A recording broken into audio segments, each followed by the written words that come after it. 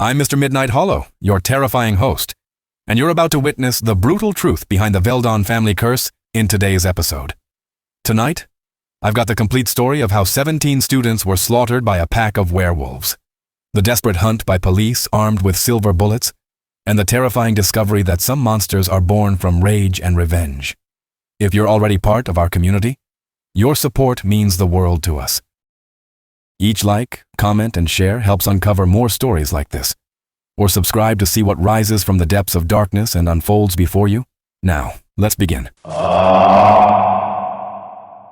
moved to Bend, Oregon 3 months ago. My name is Nathan Cross, and I'm a freelance journalist chasing stories that don't make it to the mainstream. Small towns always hide something beneath their polished surfaces, and Bend was no different. The city sat tucked against the Cascade Mountains, population around 90,000. Pine trees stretched for miles, and the Deschutes River cut through the landscape like a vein. It looked peaceful. Clean streets, coffee shops on every corner, hiking trails that tourists loved. But locals spoke in whispers about certain places, certain families. The Veldon estate was one of those places. I first heard the name at a diner on Franklin Avenue. I was eating breakfast, scrolling through my notes, when the waitress leaned in. Her name tag read, Dorothy. She was in her 50s, lines carved deep around her eyes. "You're new here," she said. It wasn't a question. That obvious? She smiled, but it didn't reach her eyes. We don't get many outsiders asking questions about the Veldons. I hadn't asked anything yet. I looked up from my coffee.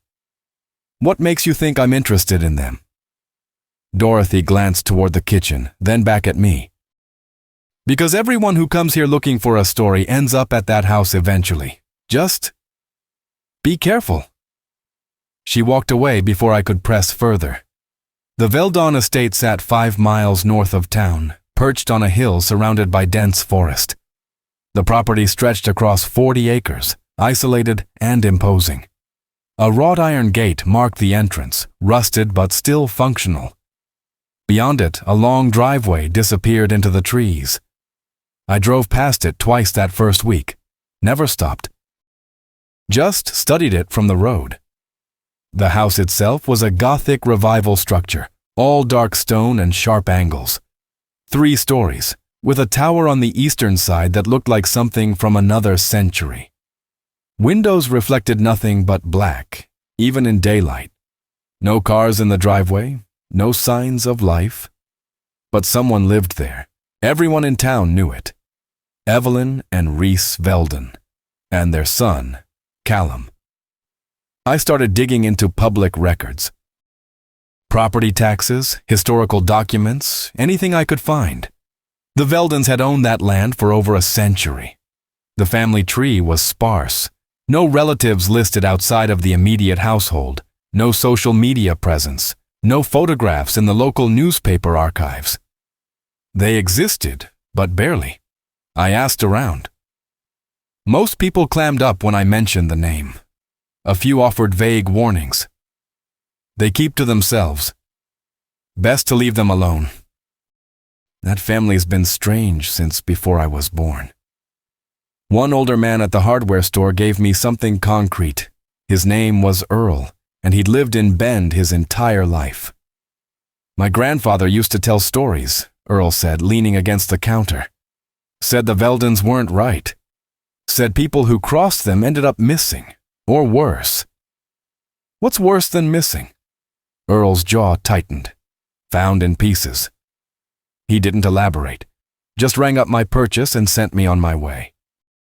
I needed more than rumors. I needed a face, a voice, something tangible. That's when I learned about Callum. 16 years old, junior at Bend High School. The only Veldon anyone had regular contact with, and even that was minimal. I parked outside the school one afternoon, watching students file out. Groups clustered together, laughing, shoving each other playfully. Then I saw him. Callum Veldon walked alone. He was tall for his age, lean but broad-shouldered. Dark hair fell across his forehead, and his skin was pale, almost translucent in the autumn light. He wore a black jacket and jeans, hands shoved deep in his pockets. His eyes stayed fixed on the ground as he moved through the parking lot. No one approached him. In fact, students seemed to part around him like water avoiding a stone. I watched a group of boys near the football field, 3 of them. The leader was broad and confident, blonde hair buzzed short. He said something to his friends, and they all turned toward Callum. "Hey, Veldon!" the blonde kid shouted. Callum kept walking.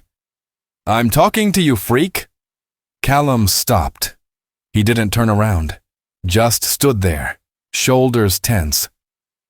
The blonde kid jogged over, flanked by his friends. I couldn't hear what they said, but I saw Callum's hands curl into fists, saw the way his jaw tightened. The blonde kid shoved him, and Callum stumbled forward. Then he walked away. Didn't fight back. Didn't say a word. The blonde kid laughed, and his friends joined in.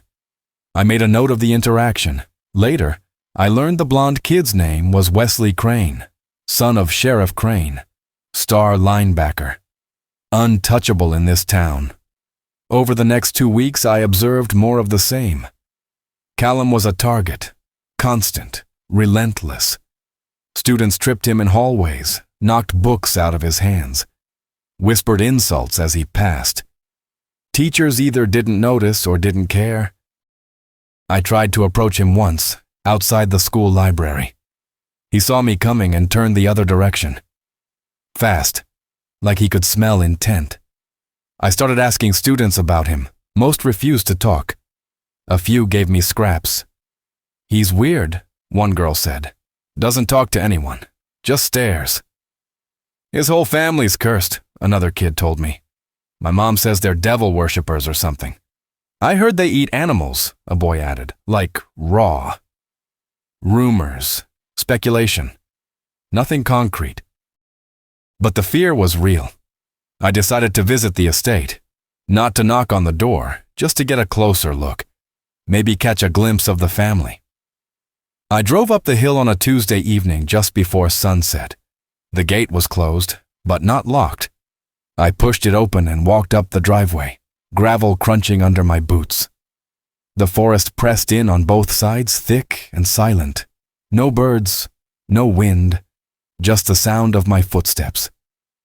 The house loomed ahead, darker than I remembered. Ivy crawled up the stone walls, and the windows were covered with heavy curtains. I stopped about 50 feet from the front door, suddenly aware of how exposed I was. That's when I felt it. Eyes.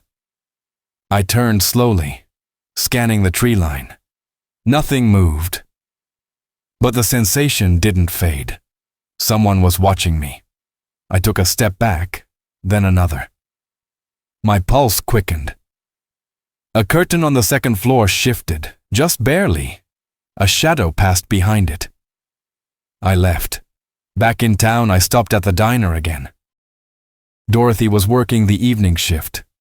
"You went up there, didn't you?" she asked, refilling my coffee. "How did you know?" "You've got that look, like you've seen something you can't explain."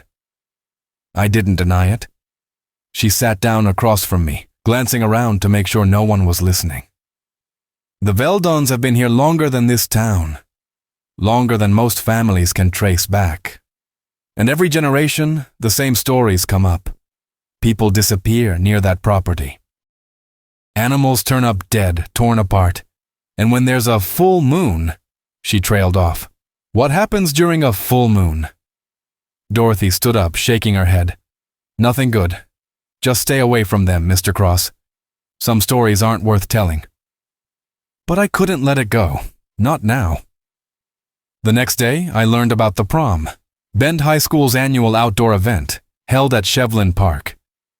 It was scheduled for Saturday night, October 21st, the same night as the full moon. I checked the student roster. Callum Veldon had purchased a ticket. I didn't know why that detail unsettled me. Maybe it was the timing. Maybe it was the way everyone avoided him, yet he still planned to attend. Or maybe it was Dorothy's warning echoing in my head. I decided I'd be there too, not as a guest, as an observer. Something was going to happen. I could feel it. Saturday arrived cold and clear. The temperature dropped to 42 degrees Fahrenheit as the sun set. I parked near Shevlin Park around 7, watching cars pull in.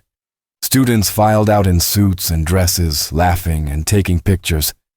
I stayed in the shadows, camera in hand. Callum arrived alone, driving an old black sedan. He parked at the far edge of the lot and sat there for 10 minutes before getting out. He wore a dark suit, ill-fitting and outdated. His hands trembled as he straightened his tie. He walked toward the pavilion where the dance was set up. String lights hung between the trees and music pulsed through speakers. Students clustered in groups, drinking punch and dancing. Callum stood at the edge of it all, hands in his pockets, watching.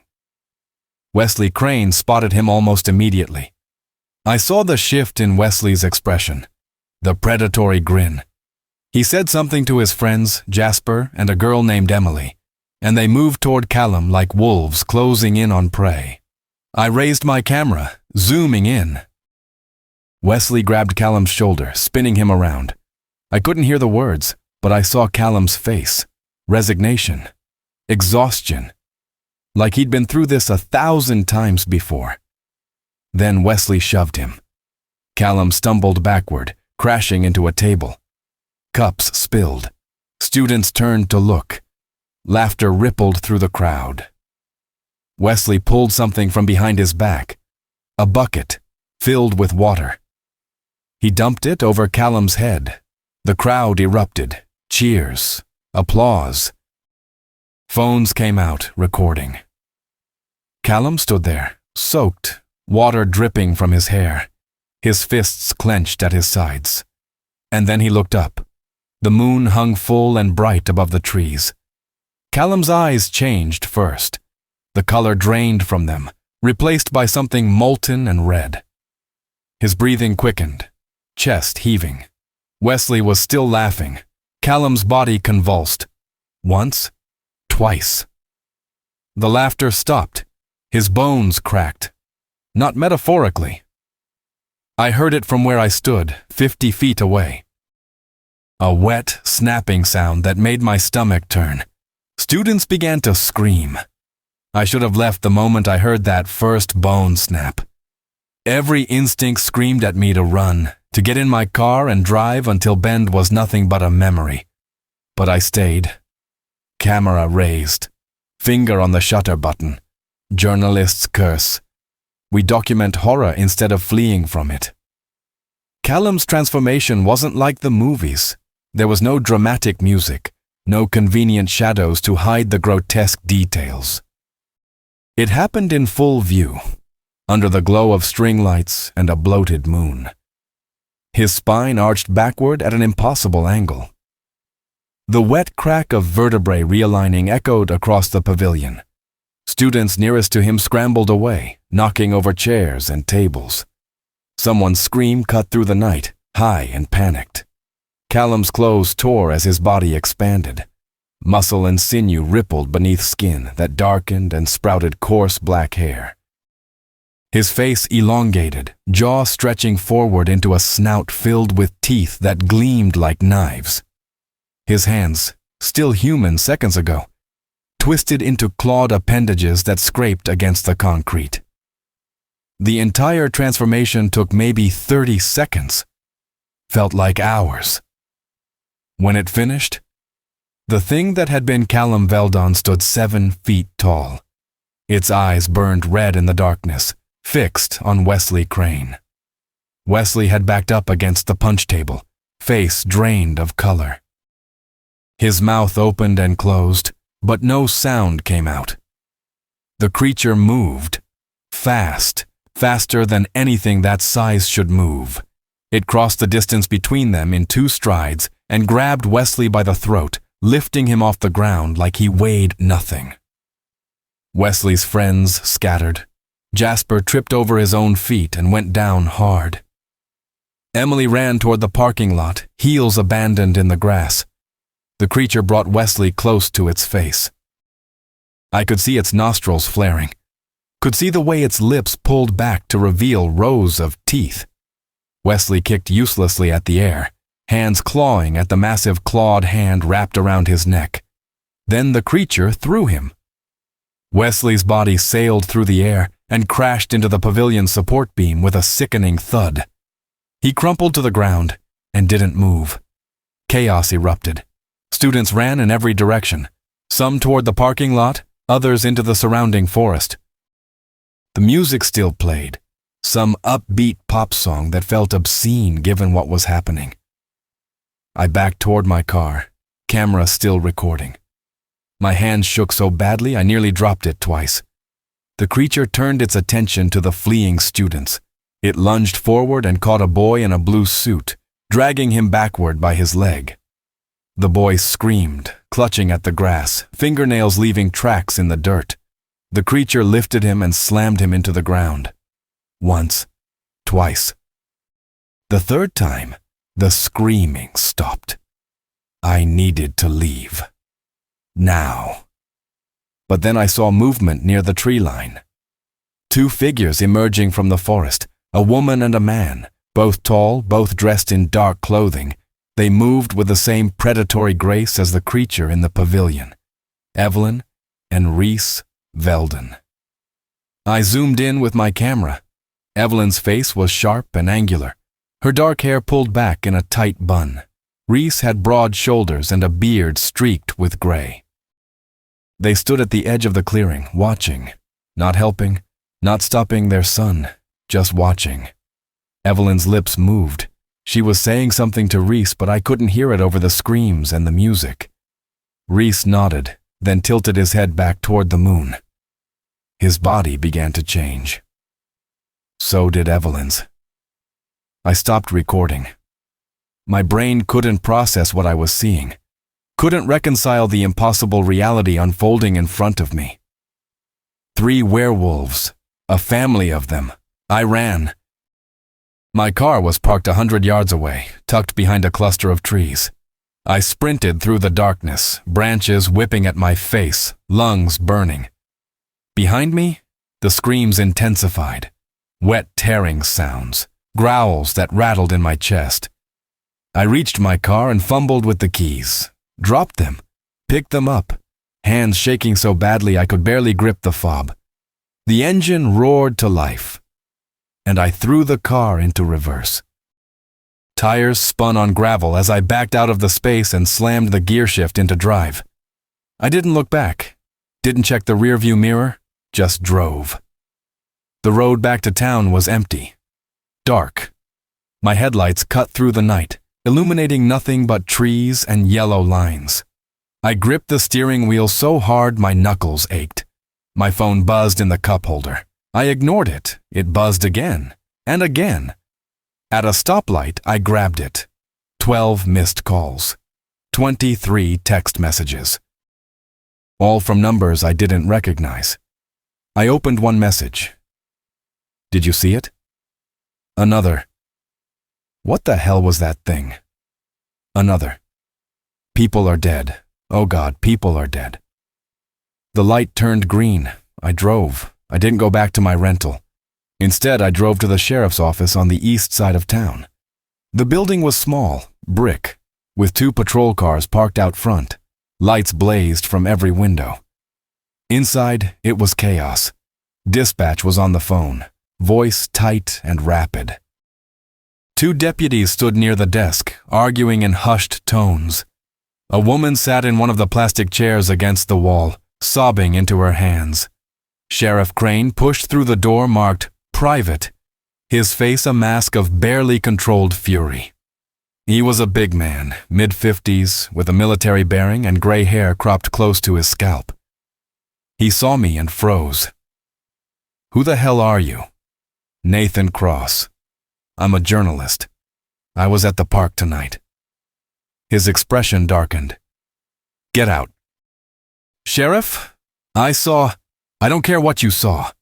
This is an active investigation. You need to leave, now. One of the deputies stepped forward, hand resting on his belt near his weapon. I raised my hands and backed toward the door.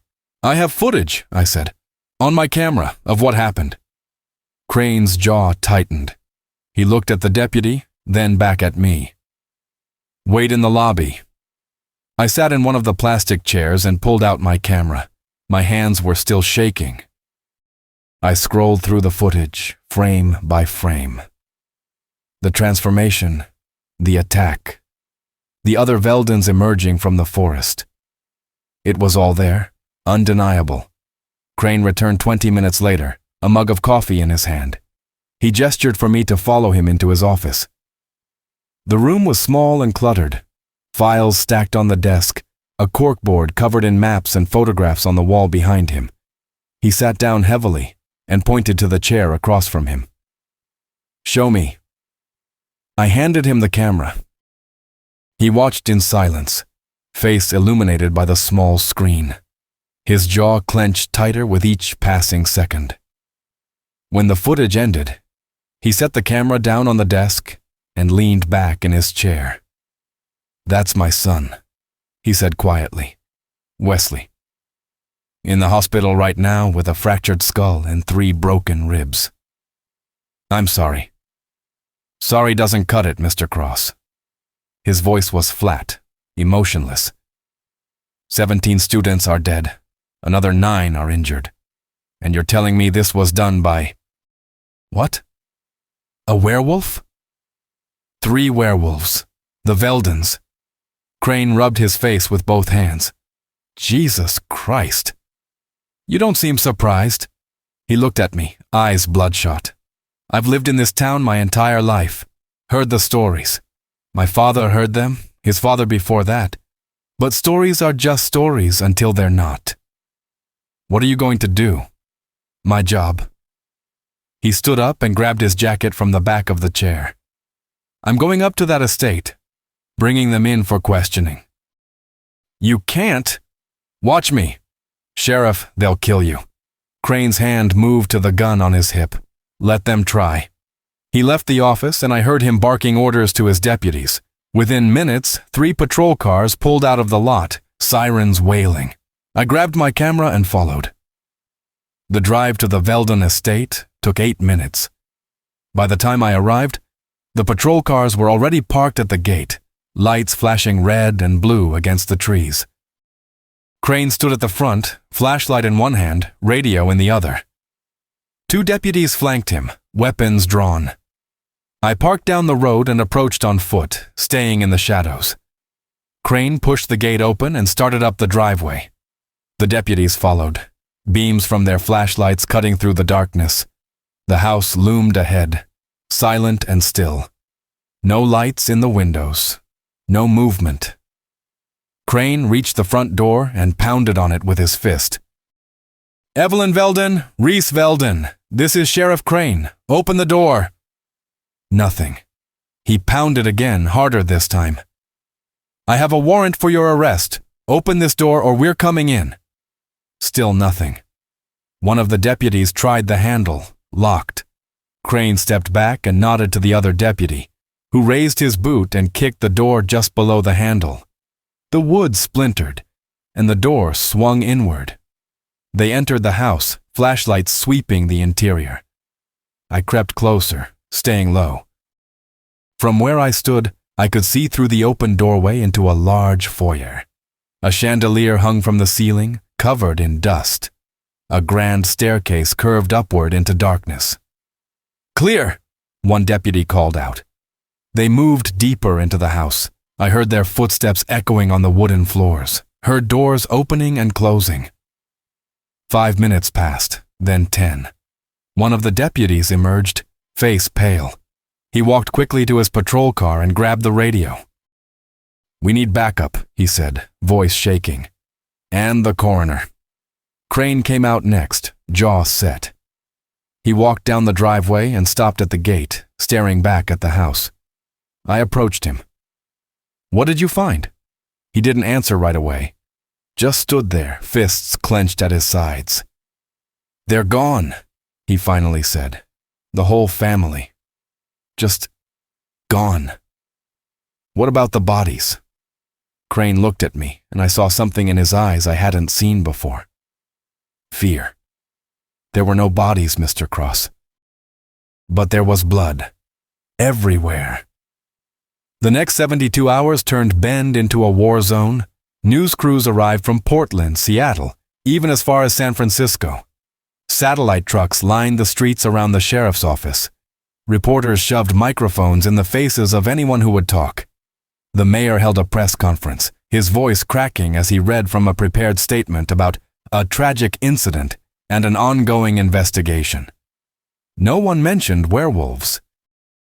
The official story was a mass killing by an unknown assailant, maybe multiple assailants. The FBI sent a team. So did the state police. I kept my footage to myself. Crane had warned me not to release it. You show that to anyone, he'd said, standing in the driveway of the Veldon estate, and this town will tear itself apart. People will panic. They'll form mobs. More people will die. He was probably right, but that didn't make it easier to sit on the biggest story of my career. I spent those 3 days interviewing survivors. Most were too traumatized to speak coherently. They cried. They stared at walls. One girl, a sophomore named Rachel, told me she'd watched her boyfriend get pulled into the trees. Something took him, she whispered. Something big, with red eyes. Another survivor, a boy named Marcus, had locked himself in his parents' basement. He wouldn't come out. His mother answered the door when I knocked, her face hollow and gray. He keeps saying it wasn't human, that it was a monster. She looked at me with desperate eyes. You think he's losing his mind, don't you? I didn't answer. The funeral started on Wednesday. 17 caskets. Some of them closed, the bodies too mangled for viewing. The entire town showed up, dressed in black, faces wet with tears. I stood at the back of the cemetery, watching. Wesley Crane was there, in a wheelchair. His head was wrapped in bandages, and his left arm hung in a sling.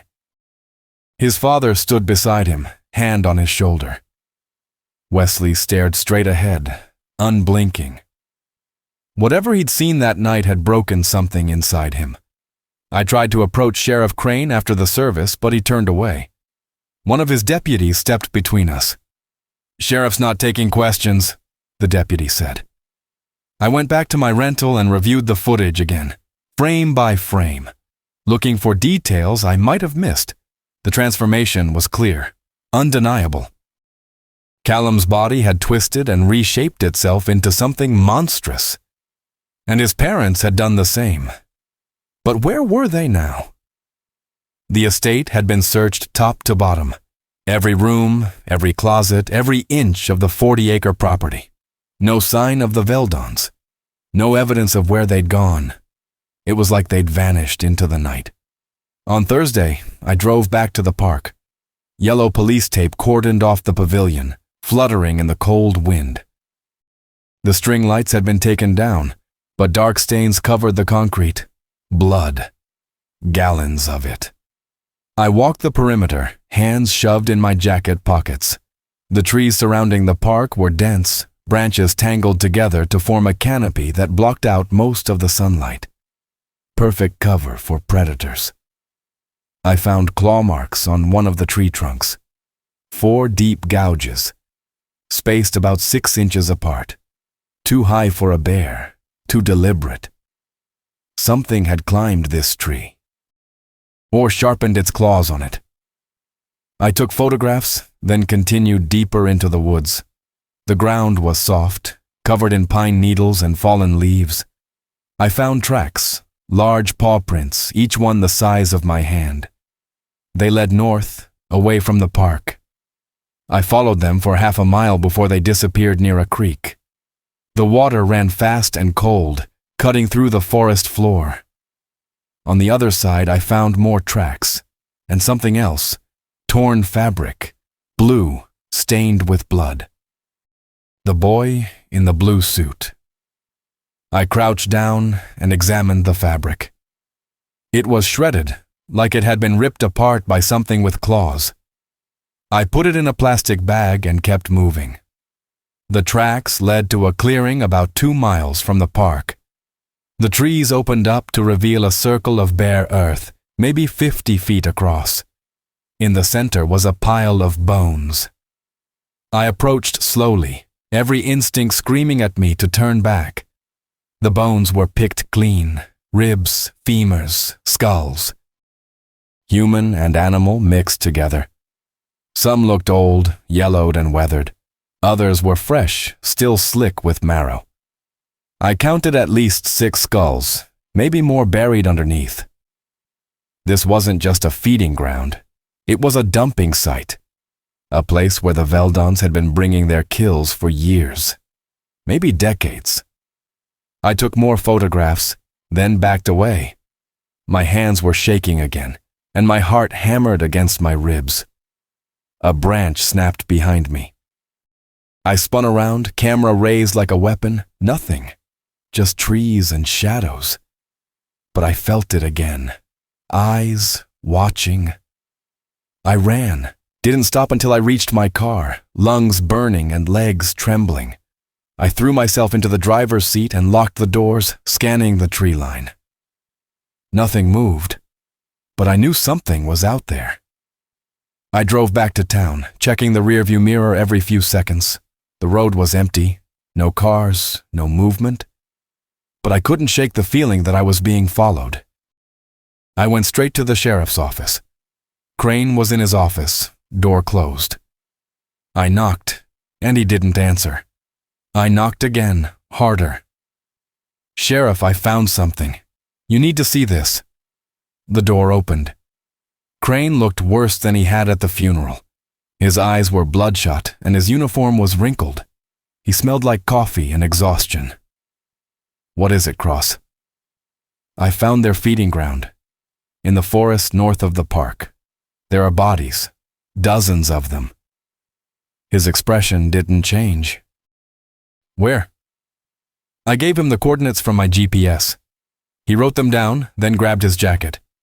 "You're not coming," he said. "Sheriff, this is police business. You've done enough." He left without another word, and I heard him rallying his deputies. Within minutes, they were gone, sirens fading into the distance. I stayed in the lobby, waiting.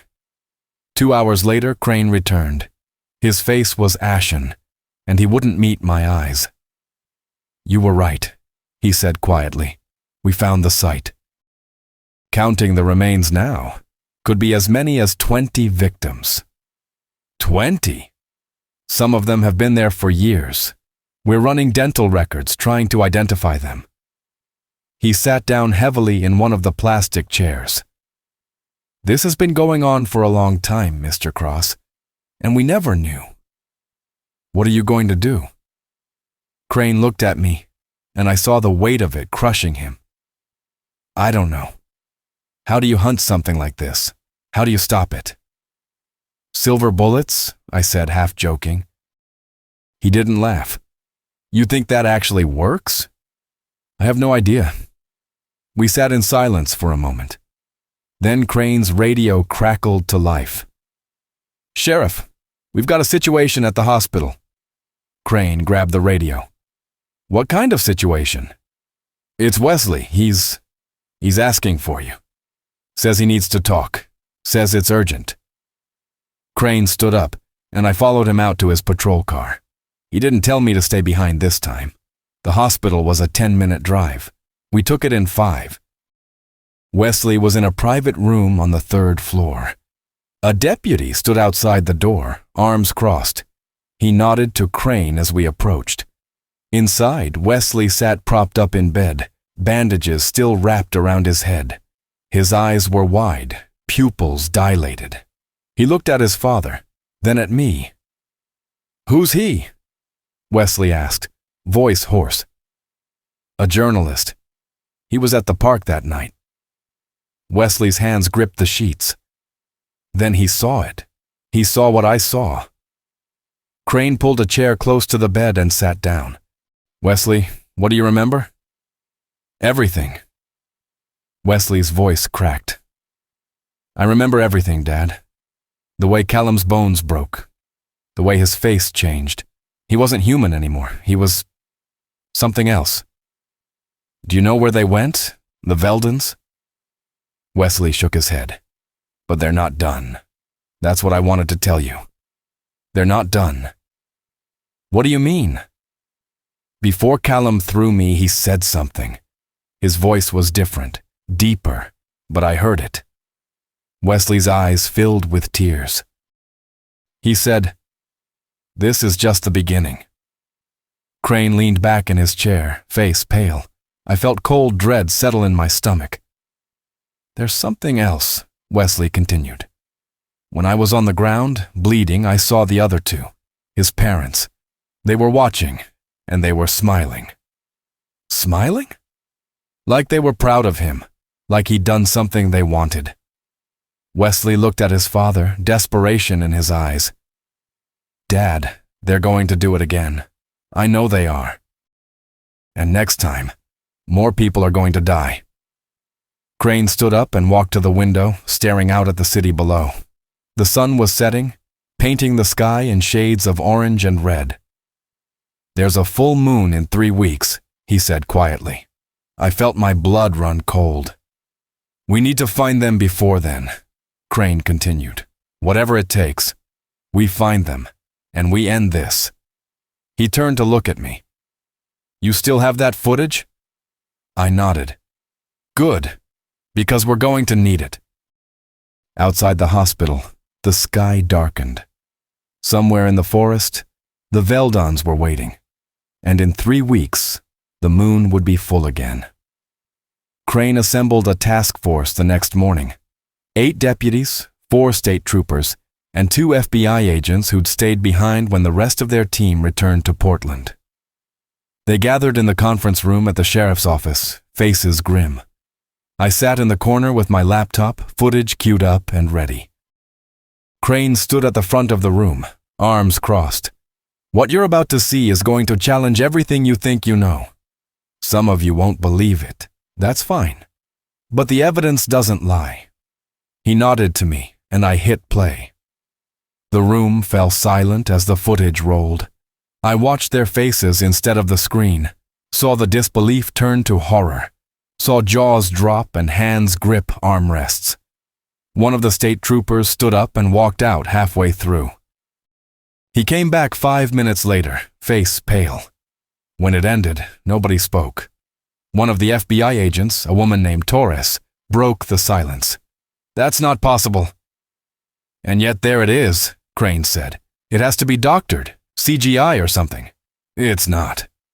I stood up, walking to the front. "I shot this in real time. No edits, no effects. What you saw is exactly what happened." Torres shook her head. "Werewolves aren't real." "Tell that to the 17 dead kids," one of the deputies said. The room erupted in argument. Half the group insisting it was fake, the other half trying to reconcile what they'd seen with reality. Crane let them argue for a minute, then slammed his hand on the table. "Enough." The room went quiet. "Real or not, we have 3 suspects who disappeared the night of the massacre. Evelyn, Reese, and Callum Veldon. Finding them is our priority." "And when we find them," Torres asked, "what then?" "We bring them in, by any means necessary." One of the state troopers, a bulky man named Henderson, leaned forward. "Sheriff, if what we saw in that video is real, standard weapons won't stop them." "Which is why we're going to be prepared." Crane pulled out a file folder and spread several photographs across the table. "These are from the feeding ground Cross found. Claw marks on trees, paw prints in the mud, hair samples. We sent everything to the state lab for analysis." "What did they find?" I asked. "Canine DNA. But with abnormalities. Genetic markers that don't match any known species." He looked around the room. "Whatever the Veldons are, they're not entirely human, and they're not entirely wolf." "So what are they?" Something in between, something that can shift between forms. Crane pulled out another photograph. This one showed the interior of the Veldon house. The walls were covered in scratches, deep gouges that ran from floor to ceiling. We found these throughout the estate, like they were scratching at the walls, trying to get out. Or trying to keep something in, Torres muttered. Crane continued. We also found journals, dozens of them, written by different members of the Veldon family going back over a century. They document the curse. Curse, Henderson said. That's what they called it. A bloodline affliction passed from parent to child. Once you're infected, there's no cure. Every full moon, the transformation happens whether you want it or not. Can it spread? Torres asked. Like a bite or scratch? According to the journals, yes, but it's rare. Most werewolves are born, not made. The room absorbed this information. I could see the fear settling in, the realization that they were hunting something beyond their understanding. We have 3 weeks until the next full moon, Crane said. We find them before then, or more people die. Questions? A younger deputy raised his hand. Sheriff, where do we even start looking? The forest. They're still out there somewhere. Werewolves need territory.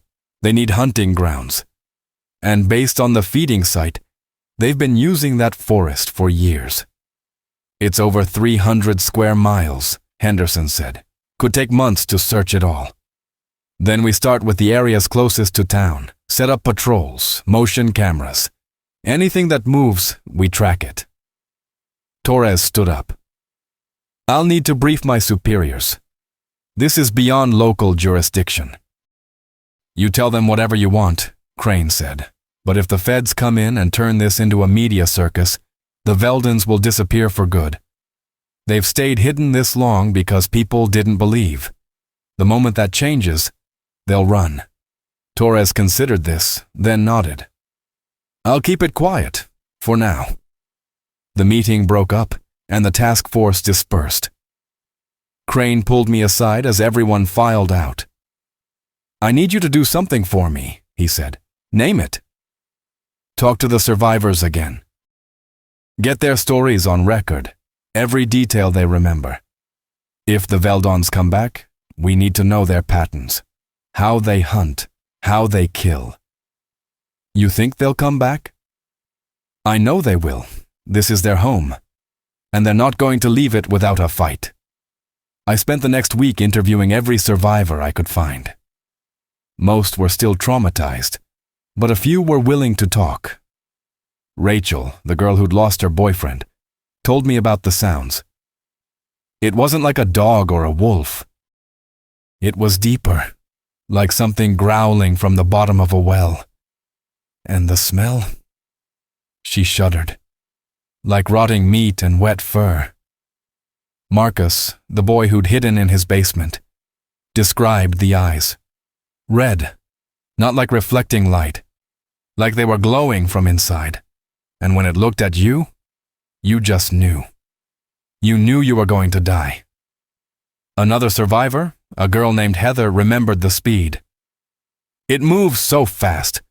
1 second it was across the pavilion, the next it was right there.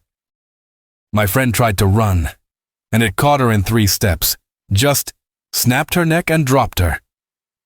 I compiled everything into a report and gave it to Crane. He read it in silence, jaw tight. They're intelligent, he said. That's what scares me. They're not just animals acting on instinct. They think. They plan. What makes you say that? The way they targeted specific people. Wesley and his friends weren't random victims. They were the ones who'd tormented Callum. The werewolf went after them first. Revenge. Exactly. Which means they remember. Even in that form, some part of them is still human. The patrol started that night. Teams of 4, armed with rifles and shotguns, combing the forest in shifts. Motion cameras were set up along game trails and near the feeding ground. Floodlights illuminated the park where the massacre had happened. Bend turned into a fortress, but 2 weeks passed without incident. No sightings, no tracks, no attacks. People started to relax, started to convince themselves it was over, that the Veldons were gone for good. I knew better. On the 19th day, one of the motion cameras triggered. A deputy called Crane at 2 a.m, voice shaking. "Sheriff, you need to see this." We drove out to the camera location, deep in the forest about 4 miles from town.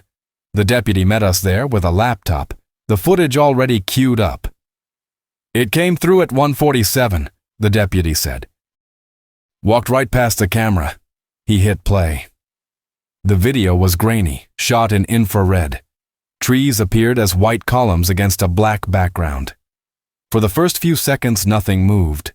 Then a shape entered the frame, large, bipedal. Walking on 2 legs but hunched forward, arms hanging low. It paused directly in front of the camera, and for a moment, its face filled the screen. Red eyes stared directly into the lens. Then it was gone, disappearing back into the darkness. "Jesus," Crane whispered. "There's more," the deputy said. He fast-forwarded the footage. 15 minutes later, 2 more came through. The video showed 2 more shapes, similar in size and posture. They moved together, coordinated. One of them stopped and sniffed the air, head tilting back. Then they continued on, heading south, toward town. Crane grabbed his radio. "All units, this is Sheriff Crane. We have confirmed sighting of suspects 4 miles north of town, moving south. Repeat, suspects are heading toward Bend. I want roadblocks on every entrance, nobody in or out." The radio exploded with chatter. Deputies scrambling to positions, state troopers mobilizing. "They're coming back," I said. Crane looked at me, and I saw the fear in his eyes. "It's almost a full moon. They're getting ready to hunt again." We drove back to town in silence. The streets were empty, most people asleep, but I could feel the tension in the air. Like the whole city was holding its breath. Crane set up a command center at the office. Maps covered every available surface, marked with sighting locations and patrol routes. The task force gathered, checking weapons and radios. Torres arrived with 2 more FBI agents, both carrying heavy equipment cases. "If we're doing this, we're doing it right," she said, pulling out what looked like a modified rifle. High-caliber rounds, silver-tipped. "You think that'll work?" Henderson asked. Only one way to find out. The night dragged on. Patrols reported nothing. The motion cameras stayed silent. At 4:30 in the morning, a call came through. A woman on the east side of town, hysterical. "There's something in my yard. Something big. It's trying to get in my house." Crane grabbed his jacket. "Let's move." We piled into 3 patrol cars and raced across town. The address was a residential street lined with small houses and chain-link fences. We arrived to find the woman standing on her porch, flashlight in hand. "It was right there," she said, pointing to her backyard. "I heard scratching at the back door. When I turned on the light, I saw it. It had red eyes and—" A howl cut through the night. Long, mournful, coming from somewhere close. Another howl answered it, then another. 3 of them, surrounding us. Crane raised his weapon, scanning the darkness. "Spread out, watch each other's backs." We formed a circle, flashlights cutting through the shadows. I held my camera in one hand, useless as a weapon but documenting everything. Movement in the trees across the street. A flash of fur. Henderson fired, the shot echoing through the neighborhood. Lights came on in nearby houses. "Hold your fire!" Crane shouted. "We don't know what we're shooting at." But then I saw it, standing at the edge of a yard, partially hidden behind a tree. Callum, or what he'd become. His wolf form was massive, easily 7 feet tall even in its hunched posture. Black fur covered his body, and his eyes burned red in the beam of my flashlight. He stared at us, unmoving. Then he smiled. Not a human smile. But his lips pulled back, revealing rows of teeth, in what could only be described as recognition. He knew we were hunting him, and he was enjoying it. Callum disappeared before anyone could fire. One moment he was there, teeth bared in that horrible grin, the next, gone. Swallowed by shadows between houses. "Did anyone get a shot?" Crane shouted. No one answered. We stood frozen, weapons raised, flashlight beams cutting uselessly through empty air. A crash came from 2 streets over, breaking glass. A woman's scream. We ran. The patrol cars couldn't navigate the residential streets fast enough, so we went on foot. 8 of us spread out in a loose formation, boots pounding pavement. The screaming continued, high and panicked, coming from a house with yellow siding and a white picket fence. Crane reached the front door first and kicked it open. "Police! We're coming in!" The living room was destroyed, furniture overturned, photographs knocked from walls, a coffee table split down the middle. Blood streaked across the carpet in long smears, leading toward the kitchen. We followed the trail. In the kitchen, we found the source of the screaming. A middle-aged woman pressed herself into the corner, arms wrapped around her knees, eyes wide with shock. She pointed toward the back door, which hung off its hinges. "It took him," she whispered. "It took my husband." Torres knelt beside her. "Ma'am, we need you to tell us what you saw." "It came through the door, walked on 2 legs like a person, but it wasn't human. It grabbed David and dragged him outside. He was screaming and I couldn't. Her voice broke into sobs. Crane and Henderson moved to the back door. I followed with my camera.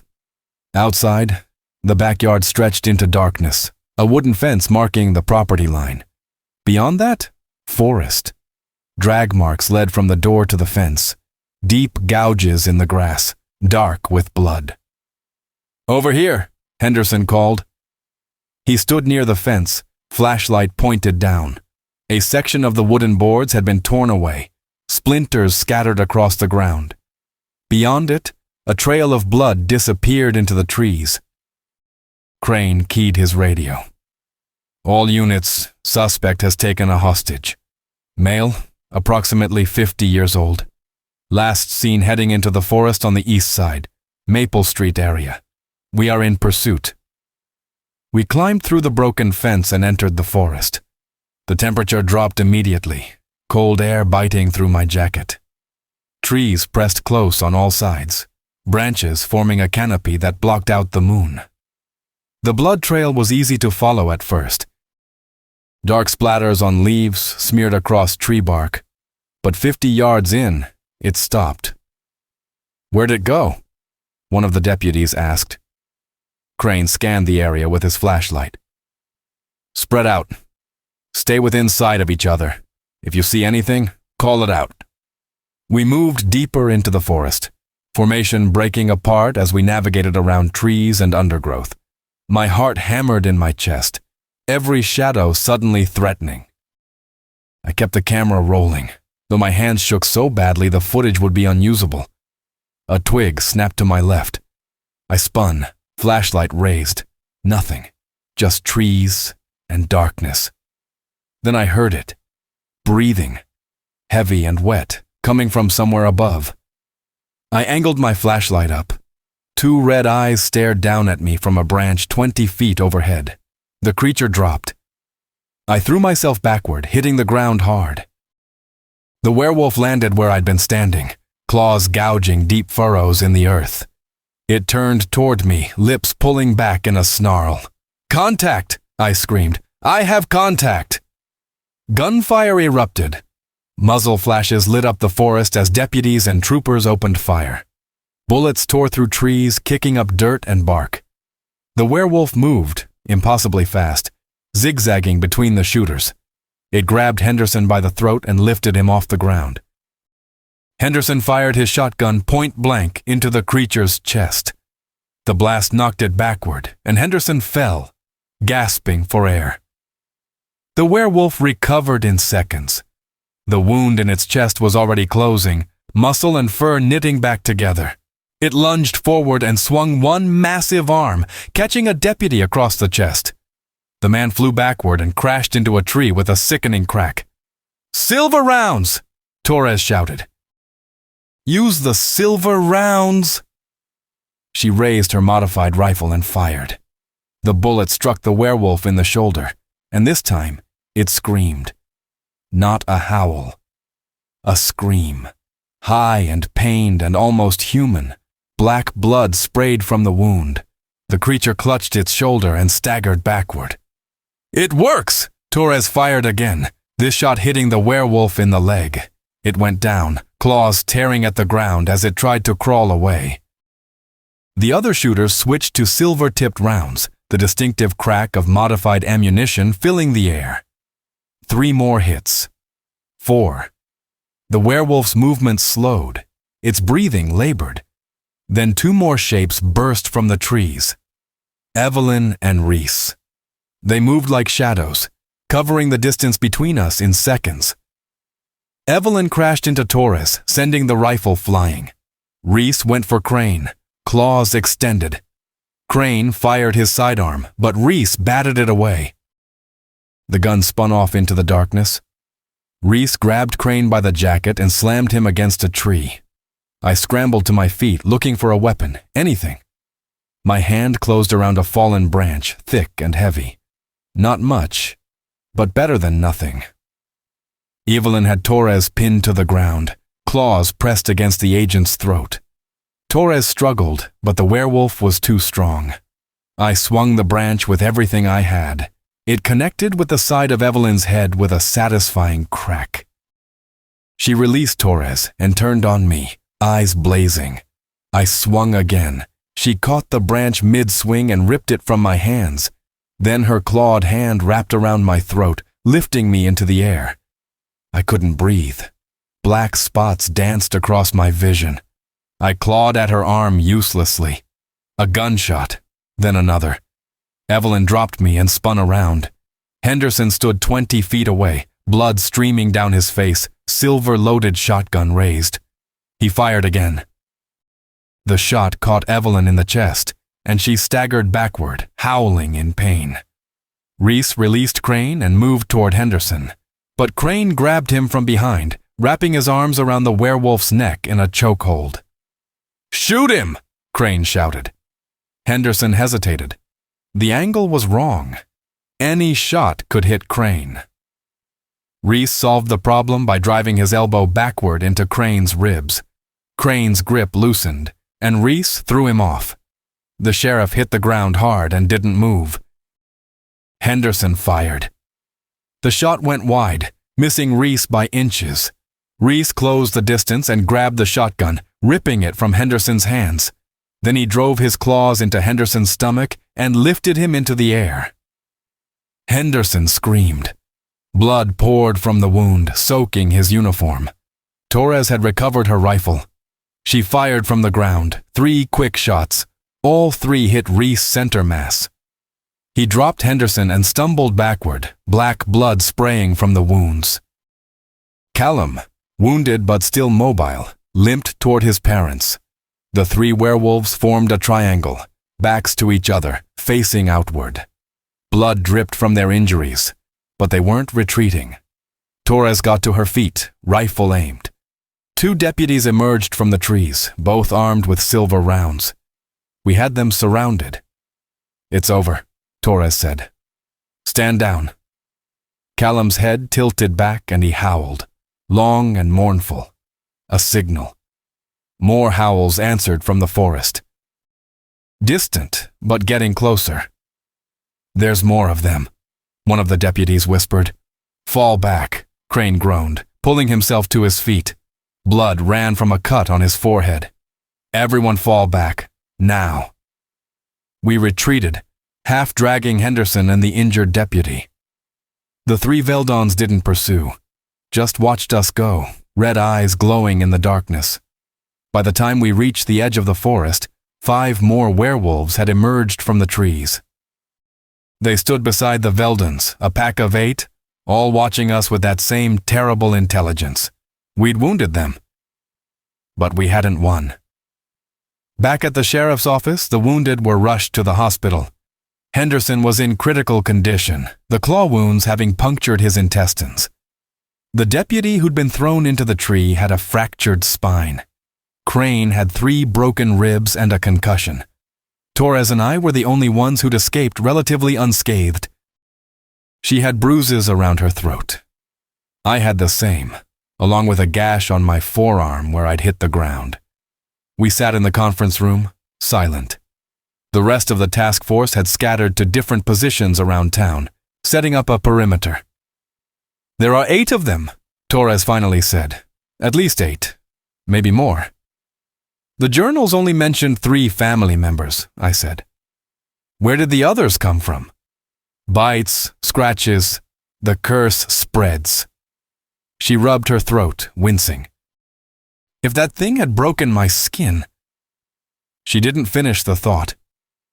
Crane entered the room, moving stiffly. His torso was wrapped in bandages under his uniform. "We need to evacuate the town." "The mayor won't authorize it," Torres said. "Not without concrete evidence." 17 dead kids isn't concrete enough? That was attributed to human killers. We report werewolves, and will be laughed out of our jobs. Crane slammed his fist on the table. "Then what the hell are we supposed to do? Wait for them to kill everyone?" "We hunt them," I said. Both turned to look at me. "We know they're vulnerable to silver.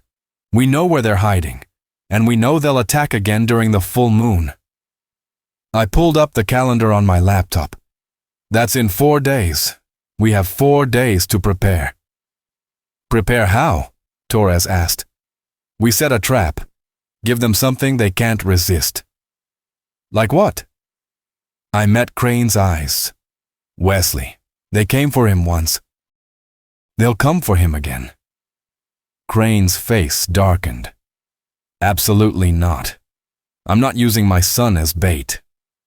He's the only one who survived a direct attack. They left him alive for a reason. To send a message, that's all. Or because they're not done with him." I pulled up my footage from the hospital, the interview with Wesley. He said Callum told him, "This is just the beginning." What if that meant something specific? What if they planned to turn him? Torres leaned forward. "Turn him into one of them. It would make sense. The ultimate revenge. Force the sheriff's son to become the thing he hunted." Crane stood up, pacing. "Even if you're right, I can't risk Wesley's life." "You're risking everyone's lives by not acting," I said. "How many more people have to die before you accept that?" The room fell silent. Crane stared at the floor, hands clenched into fists. Finally, he spoke. "I need to talk to Wesley first." We drove to the hospital. Wesley was awake, sitting up in bed, staring at the television without really watching it. When he saw his father, his face crumpled.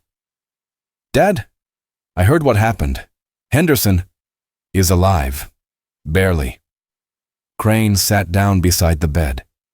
"Son, I need to ask you something, and I need you to tell me the truth." Wesley nodded. "Do you remember anything else from that night? Anything Callum said or did?" Wesley was quiet for a moment, then he sniffed me. "What?" "After he threw me, before I passed out.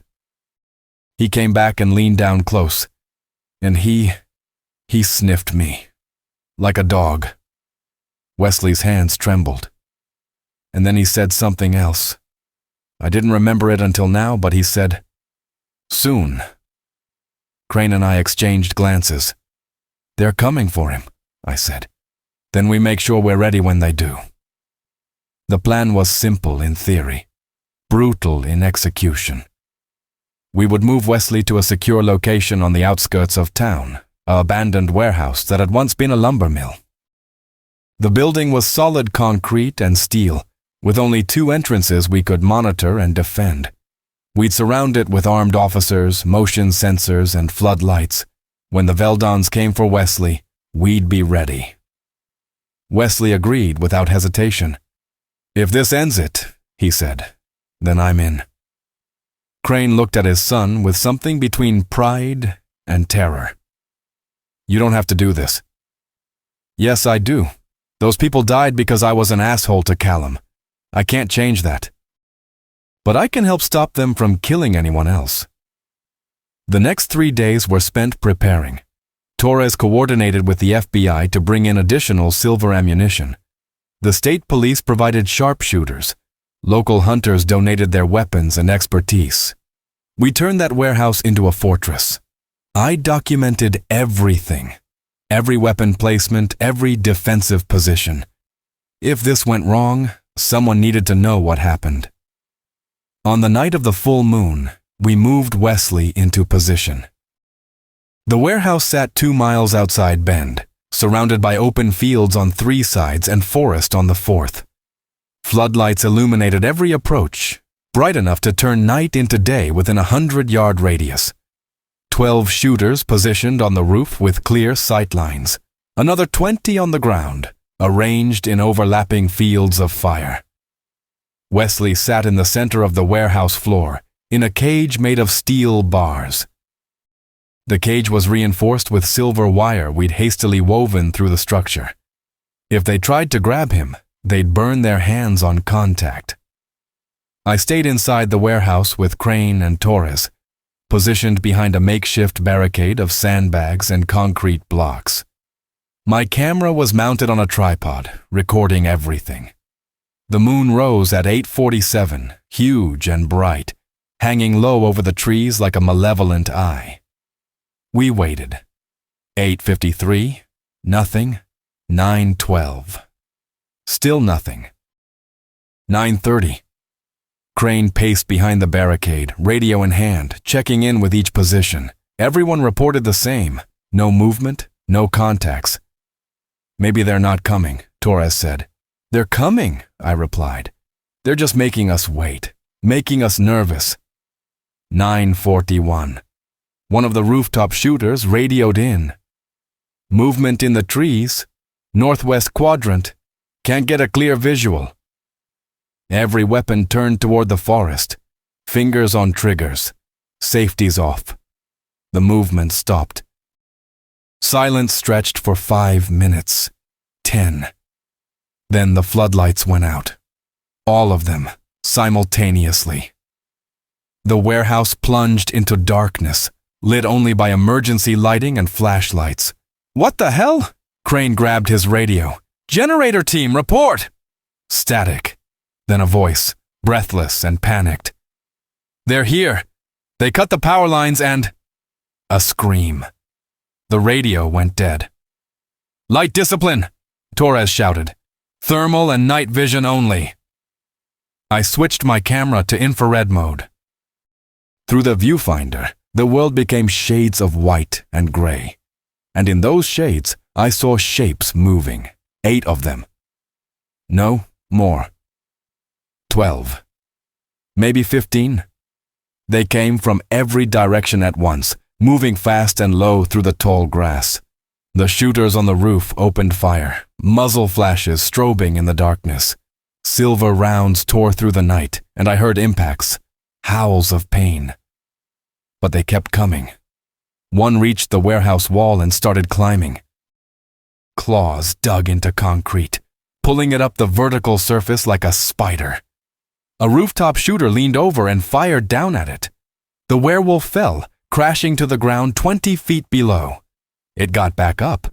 Another one circled around to the east entrance. 2 deputies positioned there, fired in unison. The werewolf took 3 shots center mass and went down. But before they could confirm the kill, 2 more emerged from the darkness and tore through their position. I heard screaming. Gunfire. Then silence. East entrance is compromised, someone shouted over the radio. They're inside. Crane grabbed his rifle. Fall back to the interior positions. Protect the cage. We abandoned the barricade and moved deeper into the warehouse. The interior was a maze of old machinery and support columns, shadows everywhere. Perfect ambush terrain. Wesley stood in his cage, gripping the bars. What's happening? Stay down, Crane yelled. Get to the center of the cage and don't move. A werewolf burst through a side door, moving on all fours. Torres fired, her silver-tipped rounds stitching across its torso. It collapsed mid-stride, sliding across the concrete floor. 2 more came through the same door. Then 3 more through a window on the opposite wall. We were surrounded. The warehouse erupted in gunfire. Deputies and troopers firing from behind cover, trying to keep the werewolves at bay. But for everyone we dropped, 2 more appeared. They were coordinating, working together to overwhelm our defenses. I saw Callum. He moved differently than the others, more controlled, more purposeful. He ignored the shooters and headed straight for Wesley's cage. Callum's going for the target, I shouted. Crane and Torres both turned, firing at Callum. He took 2 hits, one in the shoulder and one in the ribs, but kept moving. He reached the cage and grabbed the bars. Silver burned his hands. Smoke rose from his palms as flesh sizzled, and he released the bars with a snarl. But he didn't retreat. Instead, he began tearing at the bars with his claws, ripping through the steel wire. Wesley backed away from the bars, eyes wide. Dad! Crane ran toward the cage, firing as he went. Callum turned toward him, and for a moment, they locked eyes. Father and son's tormentor. Then Evelyn hit Crane from the side, taking him off his feet. They rolled across the floor, claws and teeth flashing. Crane's rifle skittered away. Torres moved to help, but Reese intercepted her. He was massive, even larger than the others, his wolf form towering over the FBI agent. She fired point blank into his chest, but he swatted the rifle from her hands and grabbed her by the throat. I had to do something. I grabbed a fallen rifle, checked the chamber, silver rounds. I'd never fired a gun in my life, but there was no time to hesitate. I aimed at Reese and pulled the trigger. The recoil nearly knocked me over. The shot went wide, hitting a support column instead of the werewolf. But it got his attention. He dropped Torres and turned toward me. I fired again. This time I hit him in the leg. He stumbled but didn't go down. He charged. I fired 3 more times, panic overriding aim. 1 shot hit him in the shoulder. The other 2 missed entirely. He was 10 feet away. 5. Torres recovered her rifle and fired a burst into Reese's back. All 3 rounds hit, and this time he went down. Black blood pooled beneath him, and his breathing became labored. But there was no time to celebrate. Callum had torn through enough of the cage to reach inside. He grabbed Wesley's ankle and started pulling him toward the opening. Wesley screamed, kicking at Callum's hand with his free foot. But the werewolf's grip was too strong. Crane broke free from Evelyn and dove toward his son. He grabbed Wesley's arms and pulled, fighting against Callum's strength. A tug-of-war with Wesley as the rope. I raised the rifle and aimed at Callum. But the angle was wrong. If I missed, I'd hit Wesley or Crane. Evelyn recovered and lunged at Crane again. This time, her claws raked across his back, tearing through his uniform and into flesh. Crane screamed but didn't let go of Wesley. Torres fired at Evelyn, hitting her twice in the side. Evelyn stumbled away, howling. More shooters converged on the cage, all firing at Callum. The concentrated fire forced him to release Wesley and retreat. He backed away from the cage, wounded and bleeding but still alive. The warehouse fell into an eerie quiet. Bodies littered the floor, both human and werewolf. The air stank of blood and gunpowder and burnt flesh. Emergency lights flickered, casting everything in red. Callum stood in the center of the space, surrounded by our forces. His parents were down but not dead. The other werewolves had either fled or been killed. We had him trapped. Torres raised her rifle. "It's over, Callum. Stand down." The werewolf's red eyes swept across us, calculating. Then he tilted his head back and howled. The sound was deafening in the enclosed space, echoing off the walls and concrete floor. And somewhere in the distance, other howls answered. "They're calling for reinforcements," I said. "Then we end this now." Torres's finger tightened on the trigger. Callum moved, faster than should have been possible given his injuries. He lunged not at Torres, but at me. The camera. He knew I'd been documenting everything, recording evidence of what they were. He wanted the footage destroyed. I tried to dodge, but he was too fast. His clawed hand wrapped around my arm, lifting me off my feet. The rifle clattered to the ground.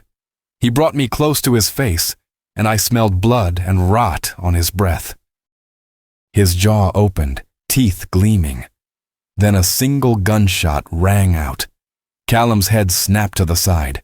A hole appeared in his temple, black blood spraying from the exit wound. His grip on my arm loosened, and I fell to the ground. Callum swayed for a moment, red eyes dimming. Then he collapsed, his massive body hitting the concrete with a heavy thud. I looked toward the source of the shot. Wesley stood inside the cage, holding a pistol. Smoke drifted from the barrel. His hands shook, but his eyes were hard. "Nobody touches my town," he said quietly. Evelyn screamed, not a howl, a scream of anguish and rage. She lunged toward the cage, but 5 shooters opened fire simultaneously. The concentrated silver rounds tore through her, and she went down before she made it halfway. Reese tried to rise, but Torres put 3 more rounds into him. He collapsed and didn't move again. The warehouse fell silent.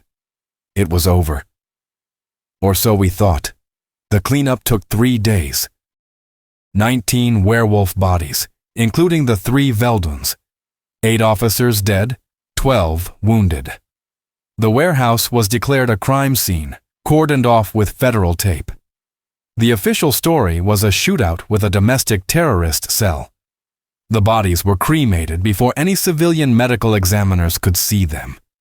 The footage I'd recorded was confiscated by the FBI, classified under national security. Ben slowly returned to normal. The funerals were held. The wounded recovered. And the story of what really happened that night faded into rumor and speculation. But I knew the truth. And 3 weeks after the warehouse battle, that truth came back to haunt me. I was packing up my rental, preparing to leave Bend, when I found something on my doorstep. A folder, unmarked, left sometime during the night. Inside were photographs, dozens of them, taken in different towns across Oregon, Washington, and California. Each photograph showed the same thing. People with red eyes, staring directly at the camera. And on the back of each photograph, a single word written in black ink: family. The Velduns were dead, but their bloodline wasn't. Somewhere out there, others like them existed, hunting, feeding, waiting for the next full moon. I left Ben the next morning, but I kept the folder, because some stories don't end. They just go quiet for a while, and when the moon rises full again, they wake up hungry. The Veldon family's reign of terror is a chilling reminder that some bloodlines carry curses darker than death itself. The full moon still rises over Bend, and the hunt for werewolves continues in shadows we can barely see. Like this video if you felt the horror of that prom night massacre. Comment below which moment terrified you most: the transformation, the feeding ground, or the final battle at the warehouse. Share it with someone who needs to know that monsters don't just hide in fairy tales. They walk among us, waiting for the moon to call them home. And if you dare to keep watching, subscribe to Mr. Midnight Horror and hit that notification bell. Because when the creatures of the night return, You'll want to be ready, and you'll never have to face the horror stories alone.